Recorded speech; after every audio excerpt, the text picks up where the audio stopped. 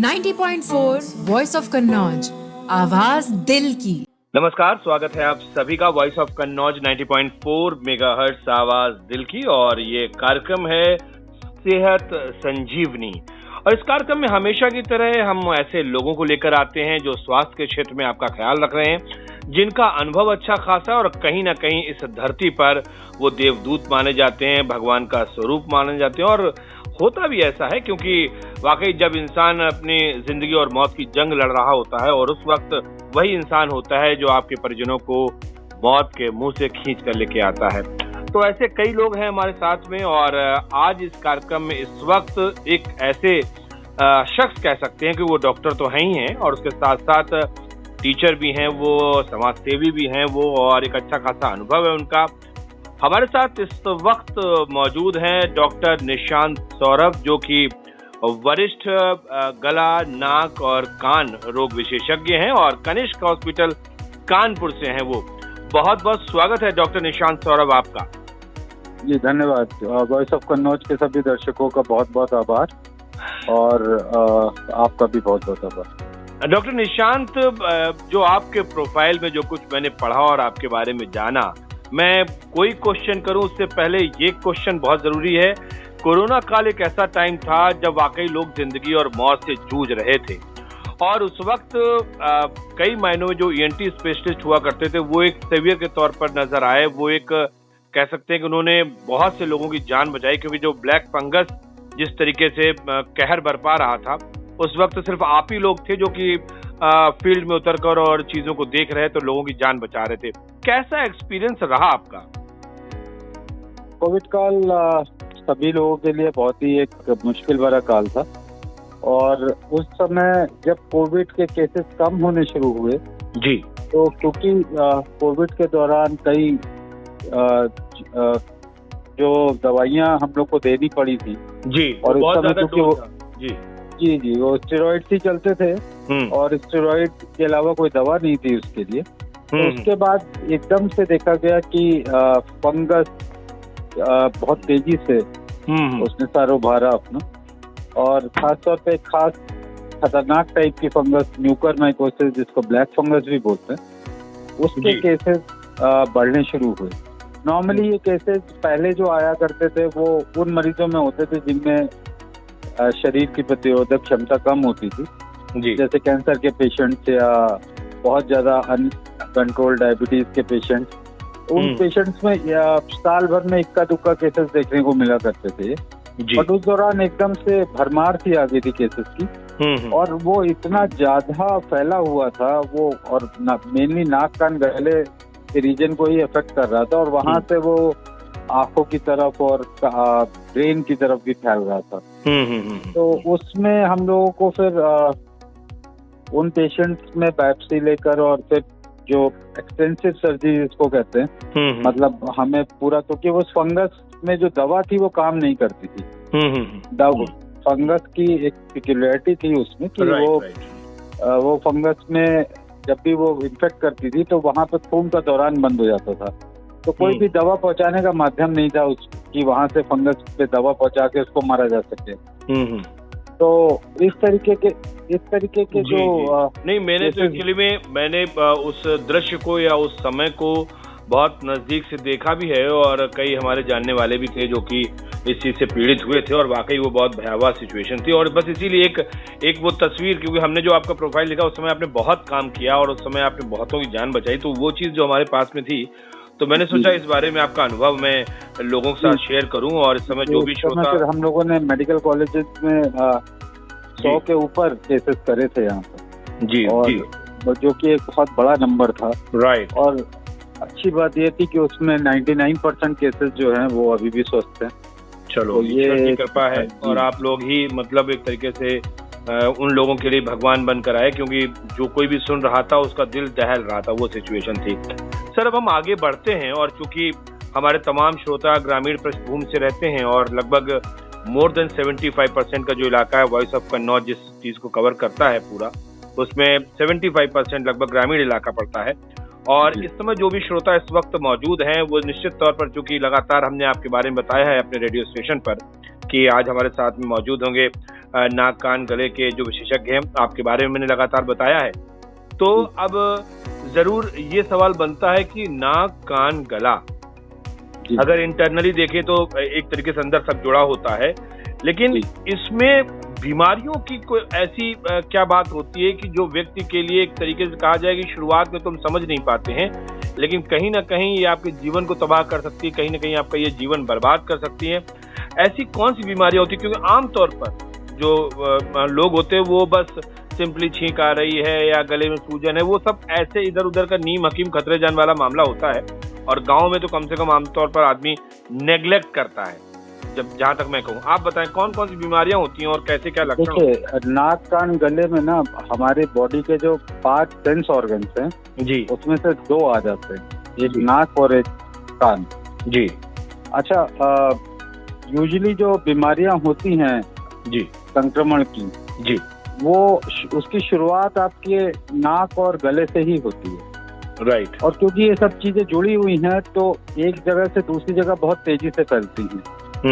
आमतौर पर ये देखा गया है कि शरीर की जो प्रतिरोधक क्षमता होती है उससे कई बीमारियां तो शरीर रोक भी लेता है और आगे नहीं बढ़ने देता, बट आजकल के जो इस समय माहौल है या इस समय प्रदूषण का जो माहौल है, प्लस जो बॉडी की इम्यूनिटी लोगों की कम हुई है, तो उसकी वजह से क्या है कि वो इन्फेक्शन एक बार अगर कान में या नाक में बैठ जाता है तो फिर वो आपको किसी विशेषज्ञ को ही दिखाना चाहिए, क्योंकि नॉर्मली लोग क्या करते हैं कि 1 दिन 2 दिन दवा खाई, जुकाम मान के चले, और उसके बाद वो उसको छोड़ देते हैं। तो उसमें क्या होता है कि जो बैक्टीरिया होता है वो रेजिस्टेंट हो जाता है, मतलब वो बैक्टीरिया आपके खिलाफ एक प्रतिरोधक क्षमता डेवलप कर लेता है। तो फिर वो नॉर्मल दवाइयां उसमें कई बार काम नहीं करती, या कई बार ऐसा होता है कि बीमारी अंदर ही अंदर बढ़ती रहती है वो, क्योंकि नाक और कान जो है वो आपके ब्रेन और वाइटल स्ट्रक्चर्स के बहुत पास में होता है, तो वहां से वो बीमारियां ऐसी जगह जाने का खतरा रहता है जिससे जान का भी खतरा हो सकता है। तो इसको बिल्कुल निगलेक्ट नहीं करना चाहिए, और ये कोई बहुत व्यापक रूप से ये बीमारियां फैलती हैं, क्योंकि जैसे अभी आप देखें कि एकदम से जुकाम और वायरल के इन्फेक्शन बढ़ने लगेंगे जी, तो उसमें कुछ परसेंटेज ऐसी होती है जहाँ पर इन्फेक्शन इतना बढ़ जाता है कि फिर वो खतरे वाली चीज हो जाती है। तो ये बात हमेशा जो आपने अभी कही है, अभी जो आपने बात कही, और वो हम अपने श्रोताओं को एक बार फिर से सीधे दोहरा देते हैं कि आमतौर पर जो आपकी एंटीबॉडीज यानी जो आपके शरीर की प्रतिरोधक क्षमता है कहीं ना कहीं वो काम करती है, लेकिन नाक और कान और गला ये डायरेक्ट संपर्क में आ जाते हैं, मुझे लगता है, जैसा कि आप बता रहे हैं, और यहाँ पे डायरेक्ट इन्फेक्शन होता है, जो कि अगर थोड़ी लापरवाही बाहर के जितने भी ऑर्गेनिज्म हैं, जैसे वायरस, बैक्टीरिया, वो सबसे पहला जो उनका कांटेक्ट होता है ना वो यहीं से होता है, क्योंकि आप सांस का रास्ता या खाने का रास्ता वहीं से वो अंदर जाते हैं। तो जब इस तरीके के बैक्टीरिया, वायरसेस, और जो कि अब आजकल के माहौल में ये हो रहा है कि इनका रूप भी बदल रहा है। पहले के जो बैक्टीरिया वायरसेस थे उनके मुकाबले अब ये ज्यादा अपने आप को मॉडिफाई कर चुके हैं, एक तरीके से हम लोग की लैंग्वेज में जो बोला जाता है, यानी कि उन्होंने अपने आप को लड़ने के काबिल बना लिया कि वो आपसे भी जैसे हम लोग अब तैयारी करते हैं इनके खिलाफ, ये तैयारी करते हैं हम लोगों के खिलाफ। ये जो दवाइयां हैं उनके खिलाफ वो अपना स्ट्रक्चर बदलते रहे। जी, स्ट्रक्चर बदलते रहते। एक चीज, ये बात आप जो कह रहे हैं वो ठीक है, इसको थोड़ा सा हम आगे और बढ़ाएंगे, क्योंकि मैं आपसे जब बात कर रहा हूँ तो मेरे जहन में यहाँ के लोग और इनकी बीमारियां, या यहाँ पे लोग कॉमन जिन बीमारियों के शिकार रहते हैं, जो गांव में किसान हैं, मजदूर हैं, इन लोगों के मैंने ये सुना है, जैसे कान है तो कान से या तो पानी आ रहा है या मवाद आने की शिकायत होती है, वो रुई लगाए घूमते रहते हैं, फिर थोड़ा साफ करवाते रहते हैं, और आमतौर पर आता है, मतलब एक कह सकते हैं कि एक फिक्स इंटरवल के बाद में उनका आता रहता है। तो इसका कारण क्या होता है और इससे बचा कैसे जा सकता है, या कोई ये बहुत पुरानी कोई बीमारी होती है जो बीच बीच में सर उठाती रहती है, ऐसा क्या है? जी, ज्यादातर ये जो केसेस होते हैं जिसमें समय समय पर जी कान से पानी आता रहता है, बीच बीच में जैसे आपने दवाई ली और रुक गया, हाँ, और उसके बाद फिर 2-3 महीने बाद कान बहने लगा, पानी आने लगा या मवाद आने लगा जी।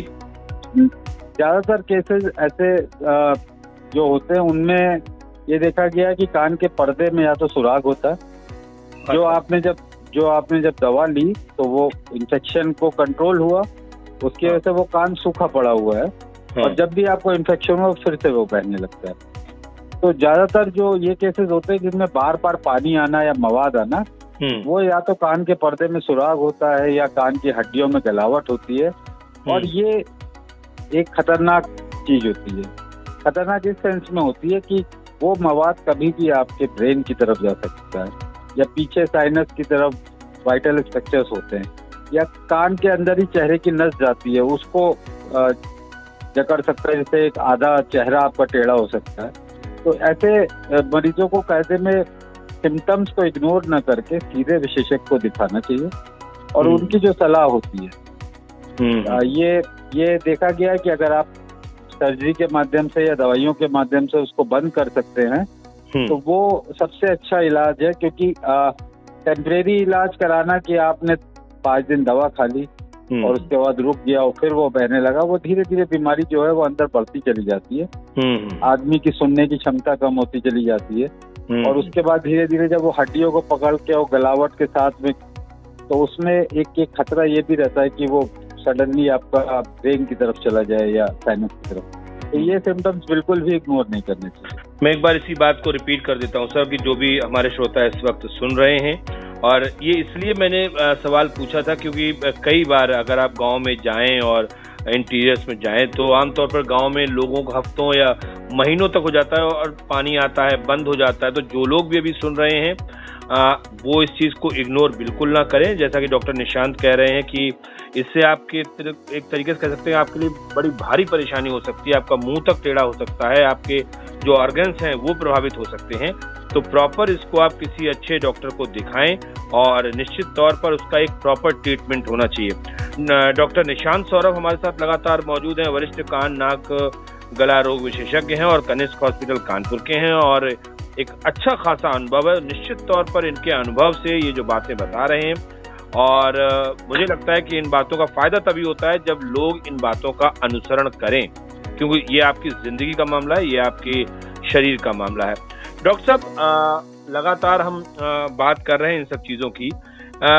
एक जो चीज ये है कि ऐसा क्यों होता है कि आमतौर पर ये जो बड़े बड़े रोग होते हैं, किसी को कैंसर है, टीबी है, पेट का प्रॉब्लम है, किडनी का है, गुर्दे का है, हृदय का है, लेकिन नाक कान गला ENT इसको लेकर लोगों में उतनी अवेयरनेस नहीं हम देख पाते हैं।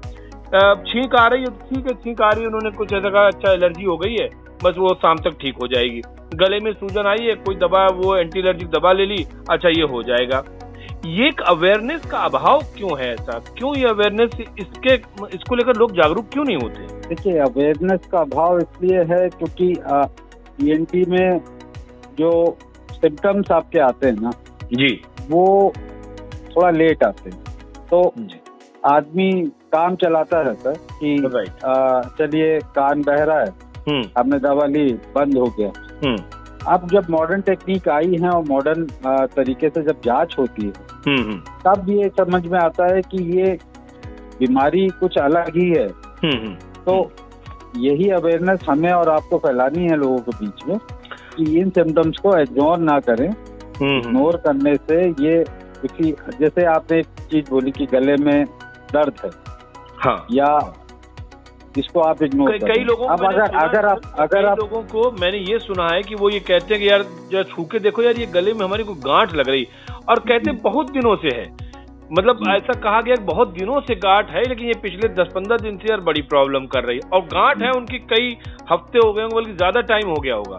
तो बिल्कुल भी इस सिम्टम को इग्नोर नहीं करना चाहिए जी, क्योंकि ये गांठ आपकी खतरनाक टाइप की कैंसर की गांठ भी हो सकती है, और जिसमें जो बहुत धीरे धीरे बढ़ती है कई बार, और महीनों और सालों लग जाते हैं, जिसके बाद लोगों को समझ में आता है, तब तक बीमारी आगे की स्टेज में पहुंच चुकी होती है। और सिम्टम्स इतने, मतलब शुरुआत जो उनकी होती है वो इतने मामूली से सिम्टम्स होते हैं कि भाई गले में खराश से शुरुआत हुई, या हल्का सा आपको लगा कि हम खाना खा रहे हैं, थोड़ा सा अटकता हुआ जा रहा है, तो जो भी रिस्क फैक्टर्स होते हैं, मतलब जिनके कारण ये बीमारियां होती है, सपोज आप धूम्रपान कर रहे हैं या आप तंबाकू का सेवन कर रहे हैं, ऐसे मरीजों को तो बिल्कुल भी, एक तो पहली बात तो ये बिल्कुल रोकना ही है आपको कि आपको ये सब चीजें नहीं करनी है। राइट। और अगर आपकी पुरानी हिस्ट्री है इस तरीके की, तो गले की गांठ या गले में अगर आपको खाने में दिक्कत हो रही है या आपकी आवाज में कोई बदलाव हो रहा है, तो आप फौरन विशेषज्ञ को जाके दिखाइए, क्योंकि अर्ली स्टेज में अगर कोई बीमारी पकड़ में आती है तो उसको प्रॉपर तरीके से आप उसका इलाज कर सकते हैं। राइट। फैलने के बाद में बीमारी का इलाज भी मुश्किल होता है, साथ में जो क्योर रेट होता है या सही होने की संभावना होती है वो भी गिरती चली कम हो जाती है। चलिए, तो जो श्रोता इस वक्त हमें सुन रहे हैं, निश्चित तौर पर वो इस बात को फॉलो करेंगे। अगर उनके साथ में कोई ऐसी परेशानी है या उनके पड़ोसी के साथ में, रिश्तेदार के साथ में, तो कम से कम ये सलाह जरूर दें कि इसको इग्नोर ना किया जाए। तो जो श्रोता इस वक्त हमारे साथ मौजूद हैं, उनको मैं बताना चाहूंगा कनिष्क हॉस्पिटल कानपुर से डॉक्टर निशांत सौरभ हैं, जो कि वरिष्ठ गला, नाक और कान के रोग के विशेषज्ञ हैं, और उनके साथ बहुत महत्वपूर्ण बात हो रही है, और ये महत्वपूर्ण बात आपसे जुड़ी हुई है, आपकी जिंदगी से जुड़ी हुई है, आपकी सेहत से जुड़ी हुई है। 90.4 सुनते रहिए 90.4 वॉइस ऑफ कन्नौज, आवाज दिल की। Welcome back. ब्रेक के बाद एक बार फिर से आप सभी का स्वागत है वॉइस ऑफ कन्नौज 90.4 मेगाहर्ट्ज आवाज दिल की और कार्यक्रम सेहत संजीवनी। और सेहत संजीवनी कार्यक्रम में हम बात कर रहे हैं डॉक्टर निशांत सौरभ के साथ, जो कि कनिष्क हॉस्पिटल कानपुर से जुड़े हुए हैं और वरिष्ठ नाक, कान, गला रोग विशेषज्ञ हैं। और बहुत महत्वपूर्ण बात हम करने जा रहे हैं अब, इसलिए क्योंकि आमतौर पर घर के बगल से निकलते हुए, गलियों और सड़कों से निकलते हुए रात को आप अगर निकल जाएं, तो आपको खिड़कियों से इतनी तेज आवाज आती है सुनने की कि ऐसा लगता है कि खर्राटे ले रहे हैं या कोई आपस में कोई कंपटीशन चल रहा है घर के अंदर, क्यों किसी तरीके का आवाज निकल रही है और किसी तरीके से आवाज निकल रही है। और आमतौर पर हमें हंसी भी आती है। हम घरों में भी अपने किसी बुजुर्ग को या अपने किसी सगे संबंधी को जब हम खर्राटे लेते हुए देखते हैं तो हम हंसते हैं कि देखो कैसे सो रहे हैं, लेकिन दरअसल ये एक बहुत बड़ी बीमारी है। खर्राटों की बात करते हैं। डॉक्टर निशांत का स्वागत है sir voice of Kannauj 90.4 megahertz पर। डॉक्टर निशांत, ये जो बात हो रही है खर्राटों को लेकर, दरअसल इसको कितनी गंभीरता से लिया जाए? पहला सवाल तो ये है, इसको गंभीरता से लेने की जरूरत है या नहीं है? बहुत ही ज्यादा गंभीरता से लेने की जरूरत है, क्योंकि ये जो बीमारी है जी, ये बहुत ही नेग्लेक्टेड टाइप की बीमारी है और लोगों को इसके बारे में जानकारी नहीं है या कम लोगों को जानकारी है जी। और ये बीमारी आपके हृदय रोग, सांस का रोग, डायबिटीज, ब्लड प्रेशर, इन सब में एक बहुत महत्वपूर्ण भूमिका निभाती है। तो ये सारे रोग जो है ना, वो आपके कहीं ना कहीं इस बीमारी के साथ लिंक्ड है।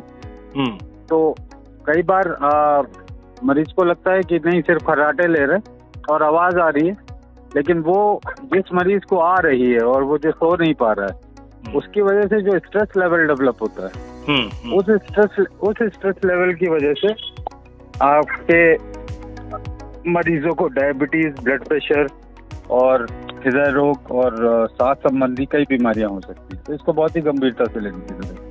तो इसका कारण क्या है? ये बात तो हमें भी समझ में आती है कि अगर खर्राटे आ रहे हैं तो कहीं ना कहीं कुछ प्रॉब्लम है, लेकिन कारण क्या होता है? एग्जैक्टली कारण क्या होता है और क्या इससे कोई जान का भी खतरा आगे हो सकता है? क्या कुछ ऐसा हो सकता है क्या? और अगर ऐसा होता है तो फिर इसका उपचार क्या हो सकता है?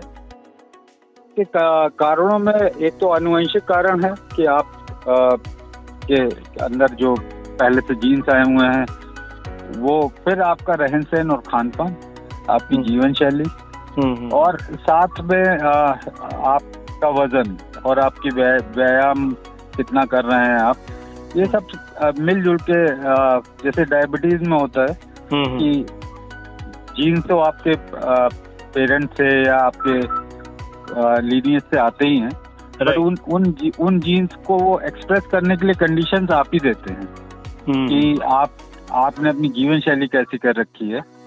तो ये चीजें हैं जो आप सुधार सकते हैं और उसको सुधारने से ही इन चीजों से बचा जा सकता है। यानी कि अगर आपका शरीर बहुत भारी है, आप बहुत बल्की हैं, या आप नियमित तौर पर जीवन शैली आपकी नियमित नहीं है, तो ये सब कारण हो सकते हैं और इन्हीं को अगर सुधारा जाए तो शायद इसमें आराम मिलता है। देखिए, पूरा आराम नहीं, लेकिन जो आप अपनी तरफ से कर सकते हैं वो आपको मरीज की तरफ से ये किया जा सकता है कि वो अपनी जीवन शैली सुधारे। और बाकी तो इसका जो डेफिनेट ट्रीटमेंट है वो तो फिर उसमें कई जांचें होती हैं। अच्छा। हमको ये देखना पड़ता है कि किस लेवल पे ऑब्स्ट्रक्शन है, मतलब किस जगह पर ऑब्स्ट्रक्शन है, नाक के रीजन में है या गले के रीजन में है, या गले में भी 2-3 भाग होते हैं उन रीजन्स में है। तो उसके लिए एक एंडोस्कोपी की जाती है और उस एंडोस्कोपी के माध्यम से देखा जाता है कि वो कौन सा रीजन है जो बंद हो रहा है आपका सोते टाइम, और उसको फिर आप सर्जिकली सही करते हैं। या कई बार उन ऐसे मरीजों में आपको कुछ खास तरीके की मशीन होती है वो देनी पड़ती है सोते समय, जो आपको रात में लगाकर प्रेशर के साथ में सोना। क्योंकि अगर देखिए नॉर्मल जो स्लीप होती है या आप जिसको जब सोते हैं तो आपको उसमें एक स्लीप साइकिल होती है, तो वो स्लीप साइकिल 1 से 1.5 घंटे की एक साइकिल होती है। तो नॉर्मल बॉडी को रिपेयर करने के लिए कम से कम आपको 4 से 6 स्लीप साइकिल चाहिए होती। तो वो आपको कहा जाता है ना कि 6 से 8 घंटे की अच्छी नींद चाहिए आपको। वो नींद का जो प्रोसेस होता है वो बॉडी का सबसे एक्टिव प्रोसेस होता है, जिस समय बॉडी सबसे ज्यादा काम करती है। आपके दिन भर में जो भी आपके शरीर की मांसपेशियों में टूटन हुई है और आपके शरीर को जितना भी डैमेज हुआ है उन सब का रिपेयर का काम होता है। तो अगर वो नींद आपकी सही नहीं होगी, जिसको कहते हैं साउंड स्लीप अगर नहीं होगी, तो वो रिपेरेटिव वर्क नहीं हो पाता। और वो जब नहीं होगा तो उस टाइम उसकी वजह से आपके शरीर में इम्पैक्ट पड़ता स्ट्रेस बढ़ता जाएगा। वो स्ट्रेस आपके हार्ट पे भी पड़ेगा, आपके बाकी के जो वाइटल ऑर्गन। अभी आपने इसके बीच में जिक्र ये किया जैसे नाक की ब्लॉकेज को लेकर कहा, और आमतौर पर ये भी हमने देखा है कि लोगों की अक्सर वो कभी इधर की नाक कभी उधर की नाक हिलाते रहते हैं, कहते भैया ये नाक बड़ी यार बंद होती है हमारी, तो और वो अक्सर कुछ, लेकिन वो ऐसे ही चलता रहता है सर। मतलब ऐसा नहीं कि वो कहीं डॉक्टर के पास जा रहे हैं, इवन दो कि वो सुबह उठ रहे हैं तो उनकी नाक बंद है, या दिन भर देखो तो वो नाक ही अपनी पकड़ के हिलाते रहते हैं, कभी इधर कभी उधर। और एलर्जी भी है, तो एलर्जी अगर है तो वो भी चल रही है उनको। तो ये छींक आना, नाक बंद होना, ये इस तरीके से एलर्जी होना, जुकाम होना, दरअसल मतलब लोग इसको लेकर बस यूज टू हो गए हैं। लेकिन मुझे लगता है कि शायद इसका कोई कारण या स्पेसिफिक रीजन या कितना गंभीर है ये, इन चीजों को भी समझना बहुत जरूरी है सर। एलर्जी जो है वो इस समय सोसाइटी में बढ़ती जा रही है जी, बिकॉज ऑफ पॉल्यूशन और जो सारे चीजें ऐसी आ गई हैं जी हवा के अंदर, जो आप सांस के माध्यम से अपने शरीर के अंदर लेते हैं, और बॉडी जब उससे रिएक्ट करती है तो उस रिएक्शन में अगर बॉडी को ये लगता है कि नहीं ये बाहर की चीज है, और इससे उसके साथ जो बॉडी रिएक्ट करती है वही एक एलर्जी का रूप है। एलर्जी में अगर वो बॉडी को लगता है कि नहीं ये चीज हार्मफुल है तो उसको निकालने की कोशिश करती है शरीर से। तो फिर आपको निकालने का तरीका क्या है? तो इसका कोई पर्टिकुलर और इसका कोई इलाज या इसका मतलब ये कि अगर एलर्जी है या फिर ये चलती रहती है? नहीं, प्रॉपर इलाज मौजूद है इसका एलर्जी के लिए, और उसको पूरी प्रॉपर तरीके से कंट्रोल किया जा सकता है। तो उसके लिए आपको विशेषज्ञों से सलाह लेनी पड़ेगी और आके पूरी जांच करवानी पड़ेगी। जांच के बाद ये देखा जाएगा कि नाक बंद होने का कारण क्या है। सिर्फ एलर्जी है या नाक के अंदर कोई मांस भी पड़ा हुआ है या नाक की हड्डी टेढ़ी है। तो इन सब चीजों में कुछ चीजें ऐसी होती हैं जो सर्जिकली करेक्ट होती हैं, और कुछ चीजें ऐसी हैं जो दवाइयों के माध्यम से पूरी तरीके से ठीक हो सकती हैं। चलिए, तो जो हमारे साथ में इसमें श्रोता जुड़े हुए हैं उनको एक बार फिर से बता देते हैं कि आमतौर पर जो आप नेग्लेक्ट करते हैं नाक के ब्लॉकेज को या फिर एलर्जी को या फिर जुकाम को, तो मुझे लगता है कहीं ना कहीं आगे चल के गंभीर किसी तरह की बीमारी को आप दावत दे रहे हैं। तो इसलिए कृपया करके आप इस बात को समझें, जानें और प्रॉपर तरीके से इसका ट्रीटमेंट लें ताकि ये पूरी तरीके से क्योर हो सके। डॉक्टर निशांत सौरभ साफ तौर पर कह रहे हैं हर चीज का इलाज है और प्रॉपर तरीके से इसको क्योर किया जा सकता है, बशर्ते आप एक अच्छे कुशल डॉक्टर से, चिकित्सक से न केवल परामर्श लें बल्कि एक पूरा ट्रीटमेंट लें। ऐसा ना हो कि 2 दिन दवाई खाने के बाद फिर आप गए नहीं। ये भी एक आमतौर पर एक आम धारणा है कि पता चला कि डॉक्टर ने तो कहा था दोबारा दिखाने आना, और 2 दिन की दवाई करने के बाद वो ठीक हो गए तो फिर तो वो गए नहीं। सर ये भी चीज हम देखते हैं आमतौर पर, ये नाक और कान और गले के मामले में तो आमतौर पर देखा करते हैं। जी। एलर्जी के केसेस में नॉर्मली ये होता है, क्योंकि एलर्जी को आप अच्छे से कंट्रोल कर सकते हो। अब वो जो हवा में चीज है उसको, जिससे आपको एलर्जी है, उससे तो आपको बचना ही है। अगर आप उसका एक्सपोजर बार बार ले रहे हो या उसके कांटेक्ट में बार बार आ रहे हो जी, तो आपको लंबी दवाइयाँ लेनी पड़ती हैं। तो मरीज को कई बार लगता है कि भाई हफ्ते भर दवा ली, 2 हफ्ते दवा ली, उसके बाद आदमी को लगता है कि नहीं, मैं जब तक दवा खाता हूँ तब तक तो मैं ठीक रहता हूँ, उसके बाद फिर से दिक्कत शुरू हो जाती है। तो ये थोड़ा सा अवेयरनेस का भी विषय है कि आपको बीमारी को अपनी समझना है और समझ के उसको फिर प्रॉपर कैसे इलाज करना है। और जितना आपके विशेषज्ञ ने बताया है प्रॉपर उसका पूरा ट्रीटमेंट लीजिए और पूरा फॉलोअप में उनको दिखाइए और समय समय पर उनको दिखाते रहिए, ताकि आपको आपकी बीमारी जो है वो पूरी तरीके से कंट्रोल में रहे। सर अब चूंकि वक्त बिल्कुल खत्म हो रहा है, एक आखिरी सवाल, चूंकि मैं तमाम श्रोताओं से वो मतलब लगातार उनसे मुखातिब होता हूँ और उनसे बात भी करता हूँ, मैं जरूर आपसे यहाँ पर ये चाहूंगा कि वो कुछ मेजर टिप्स 1 या 2 या 3 जिससे कि कम से कम वो नाक कान गले को लेकर सावधानी बरतें, एकदम वो उनके गले में समस्या ना हो। कुछ ऐसे 2-3 महत्वपूर्ण टिप्स दीजिए ताकि ठीक ठाक तरीके से लाइफ चलती रहे ये चीज। देखिए, नाक कान गले के इन्फेक्शन से बचने का सबसे जो जरूरी चीज है वो है अपने हाथों की सफाई। जी, मैक्सिमम 80% ऑफ द इन्फेक्शन जो है वो आपके हाथों के माध्यम से फैलते हैं। जी, तो प्रॉपर बार बार हाथ धो रहे हैं, जिसको सरकार भी बहुत प्रमोट करती है। हाँ। तो उसका रीजन ही ये है कि आप बार बार अगर हाथ धो रहे हैं, बाहर से आए आपने हाथ धोया, चेहरे पे बार बार हाथ ना लगाएं। जी, कहीं भी आप ऐसी जगह पर जहाँ पर कई लोग मौजूद हैं और आपको नहीं पता कि किसको क्या इन्फेक्शन है, आप वहाँ से अगर आते हैं तो प्रॉपर अपना हाथ धोइए। घर में घुसने के बाद अगर हो सके तो नहाइए प्रॉपर एक तरीके से साबुन के साथ। ये तो एक बाकी अगर आपको दिख रहा है ऑब्वियसली क्या है सर, गर्म पानी को लेकर होता है कि नहीं भाई गर्म पानी पीजिए उससे गले के बैक्टीरिया मर जाते, लोग कहते हैं आमतौर पर, उसका क्या कॉन्सेप्ट है? नहीं, गले देखिए, गले गर्म पानी या ठंडे पानी से बैक्टीरिया नहीं बढ़ते हैं। ओके। वो आपकी बॉडी को सूट करता है, मतलब एक नॉर्मल टेम्परेचर जिस पर बॉडी आपकी यूज टू है। जी, अगर आपको लगता है कि हाँ मुझे गुनगुना पानी अच्छा लगता है तो आप बेशक गुनगुना पीजिए। कोई किसी को अगर सादा अच्छा लगता है तो वो सादा पिए, उससे बैक्टीरिया के मरने का कोई संबंध नहीं है। ओके। बट ये है कि हाँ पानी ज्यादा पीना है आपको और जिस फॉर्म में आपको सूट करता है उस फॉर्म में आप करिए। चलिए, बहुत शुक्रिया सर आपका, बहुत बहुत शुक्रिया, क्योंकि आपने बहुत अच्छी जानकारी दी और निश्चित तौर पर हमारे जो श्रोता इस वक्त इस कार्यक्रम को सुन रहे हैं वो लाभान्वित होंगे। और अगर कहीं कोई प्रॉब्लम है उनके साथ में या उनके पड़ोसी, उनके रिश्तेदार जिनको वो जानते हैं, तो निश्चित तौर पर वो अब इस बात को लेकर न केवल अवेयर होंगे बल्कि मुझे लगता है कि वो इस बातचीत को सुनने के बाद प्रॉपर ट्रीटमेंट भी लेंगे। डॉक्टर निशांत, आपका बहुत बहुत शुक्रिया एक बार फिर से वॉइस ऑफ कन्नौज पर आने के लिए और इतना समय देने। धन्यवाद, थैंक यू। आपके श्रोताओं का भी बहुत बहुत धन्यवाद। जी, बहुत शुक्रिया। तो डॉक्टर निशांत सौरभ से कार्यक्रम सेहत संजीवनी में आप सुन रहे हैं वॉइस ऑफ कन्नौज 90.4 मेगाहर्ट्ज पर।